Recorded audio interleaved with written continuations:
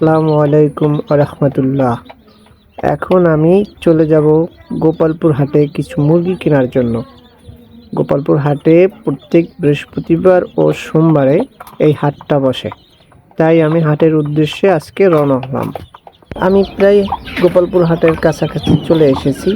সামনে আসলে গাড়ির জাম বাঁধছে, যে কারণে হাটের ভিতরে গাড়িটি যাওয়া সম্ভব না, তাই আমি ব্রিজের পাড়ে নেমে ড্রাইভারকে তার ভাড়ার টাকাটা দিয়ে আমি গোপালপুর হাটে ভিতরে প্রবেশ করব। আসলে গোপালপুর হাটে অনেক দূর দূরান্ত থেকে পাইকাররা আসে তাদের মাল বিক্রি করার জন্য, আর এখানে ক্রেতারা অনেক দূর থেকে আসে অল্প টাকায় ভালো মানের কিছু জিনিস কিনতে পায়, তাই তারা অনেক দূর থেকে এসে এই হাট থেকে মাল ক্রয় করে।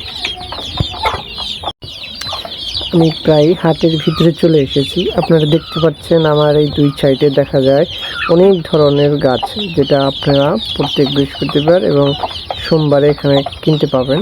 যারা দূর থেকে আসতে চান ভালো মানের চারা নিতে, তারা এসে নিতে পারেন।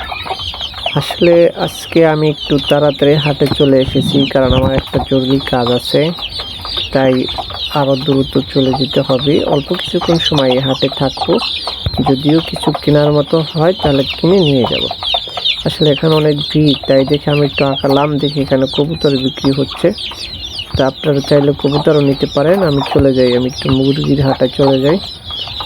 আমি মুরগির হাটে যাই, দেখলাম শুধু হপায় 2টি বাচ্চা এসেছে, তাই একটু ধরে দেখলাম মুরগি সুস্থ কিনা। দেখছি হ্যাঁ মুরগি সুস্থ, কিন্তু দাম চাচ্ছে একটু অনেক বেশি, যেহেতু পাইকাররা কিনে রেখেছে। আমি একটু ওয়েট করবো, যদি কোনো গৃহস্থের মুরগি আসে দেখি একটু পাওয়া যায় কিনা। অবশেষে আমি এক জোড়া মুরগি পেয়ে গেলাম। খুব যত্ন সহকারে এদেরকে নিয়ে আমি চলে যাব বাসায়। বাসায় যে একটা খাঁচার ভিতরে এদের দিলাম, তারপরে একটু পানি দিলাম খাওয়ার জন্য।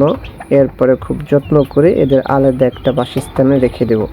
আপনারা যারা আমার এই ভিডিওটি দেখছেন, তারা আমার এই মুরগির জোড়া 800 টাকা দিয়ে কিনে এনেছি, কেমন হয়েছে কমেন্ট করে জানাবেন।